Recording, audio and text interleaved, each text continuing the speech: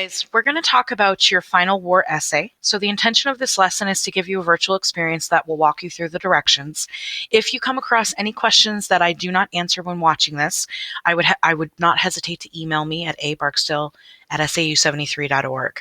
I would also encourage that as you watch this, you don't try to listen all the way through, that you actually start pausing, thinking about what it is you have to do. That's going to help make it go into your brain a little easier than if you just try to listen to my voice for 10 minutes. Okay, so the question, there should be no surprises here. The question is, how does war impact opportunity? And the three wars that you'll be looking at are World War II, the Cold War, and Vietnam War.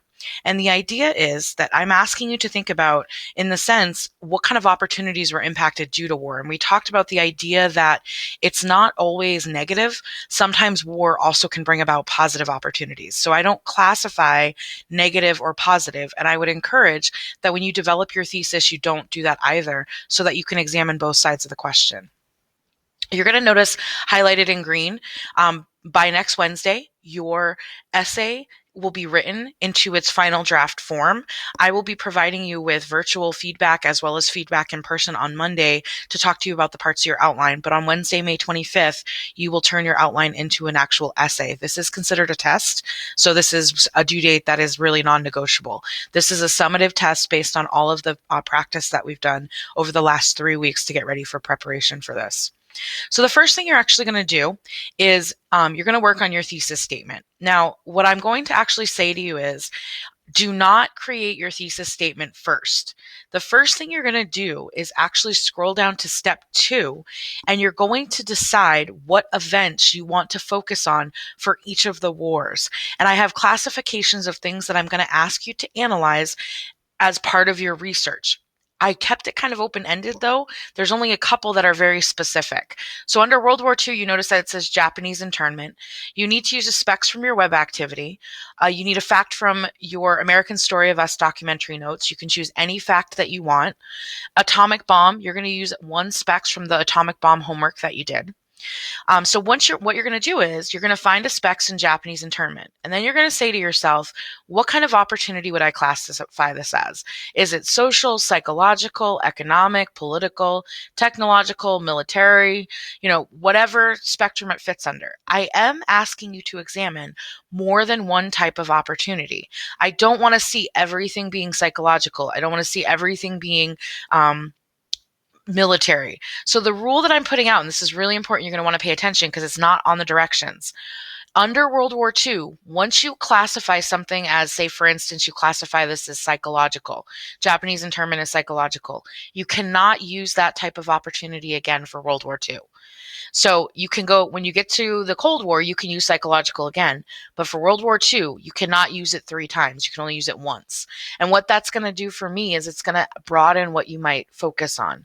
So the next one, when you choose a fact from America, the Story of Us, you could choose technological, you can choose social when you're talking about women, you could talk about, the soldiers' actions in the military during D-Day, but it just cannot be psychological again. And then, so whatever you choose for your second one, if you choose social, you can't choose social again for World War II. The atomic bomb would have to be something else. So I am asking you to think about, you have to choose at least 3 for the entire essay. I don't know if the same 3 are going to work depending on what you choose from topic to topic. So don't say, well, I'm just going to do psychological, social, and economic, and then that's it. You can choose more than 3. It could be 5. It could be 7. You decide. Okay? So once you decide on your events, you then classify them. Once you classify them, then you can develop your thesis statement. So how you would do that is, okay, I have Japanese internment, that's psychological. So my thesis statement would be something like, war impacts opportunity, or war impacts psychological, economic, political, social, and technological opportunities in a multitude of ways. Keep your thesis broad. And then what you're going to do, and I put this as a note, you will then create 3 proof sentences in your introduction that will introduce each of the wars. So after your thesis, you would say, war impacts, classify your opportunities in a multitude of ways. Then you would say World War II impacted psychological, social, and whatever opportunities through the Japanese internment, the creation of the Jeep, and the atomic bomb. Cold War impacted, and then classify again. So you're going to actually have an introduction paragraph before you get into your body paragraphs. And the only thing that you can have prior to the test, though, is your thesis statement, which is going to be very broad. If you're really confused by this separation, we can talk on Monday. But for now, the thing that you can do on today for Friday is find your events, classify them, and then if you need help with the thesis, we can talk about that on Monday. Okay? All right, so step 2 of your outline, which is a bulk of what the remainder of the outline is going to be, is the creation of what are your body paragraphs. You're going to notice the Roman numerals. That's a different body paragraph for each of the specific wars, and I am requiring 3 spec sets for each of the wars. So, and I've listed above what those should be. So for World War II, your first spec set will be about Japanese internment. And just a reminder, your A statement should introduce what the specs is about. So if you chose a quote from Mary Tsukamoto, for instance, go back to your speech and you would say Mary Tsukamoto was a Japanese internee who spoke about her experience.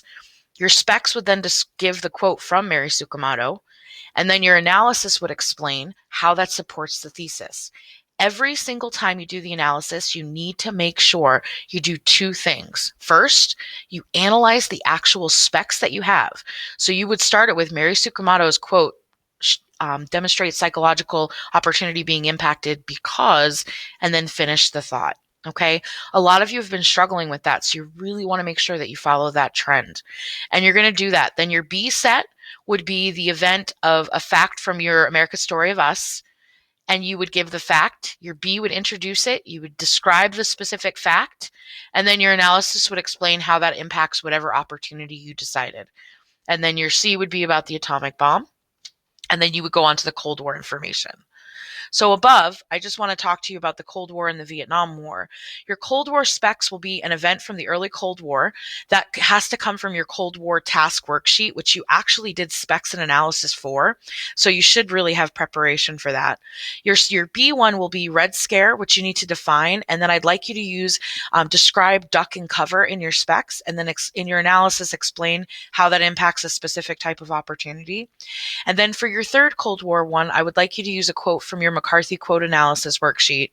And you're going to give the quote as your specs, and your analysis will explain how that supports your thesis.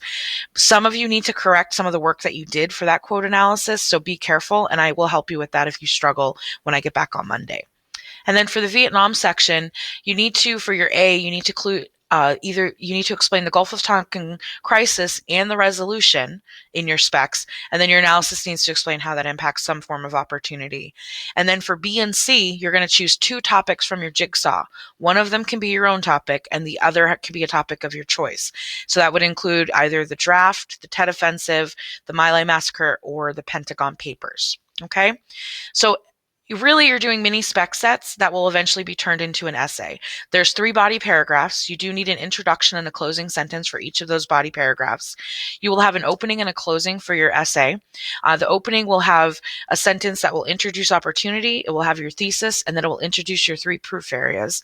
And then your closing will be a closing paragraph that will restate the proofs, restate the thesis, and give a closing thought about the overall topic. The only part of your closing that you can include on the outline is in step 3, which is you can have one sentence that restates the thesis. When I say restate, I don't mean repeat, so be careful with that. Restate means you give the idea, but not a repetition of the words from the opening. Okay? So, what does that mean for today? What I would recommend doing for today on Friday is I would seek out your events right now. Spend the remainder of class looking for your events that would fulfill each of these categories. Once you do that, you'll be in a good place to start developing your essay. What you're going to find is we've actually done a lot of work, so parts of your essays are already done. You just have to kind of now put it into a nice formatted piece, changing some of your transitions and thinking about how it will tie to that overarching thesis. If you're really struggling with the formation of the thesis, hold off with directions and I will help you on Monday. All right. All the best of luck. Please email me if you have any questions. And what's nice is you can actually go back and rewatch any sections of this that you need to. Good luck.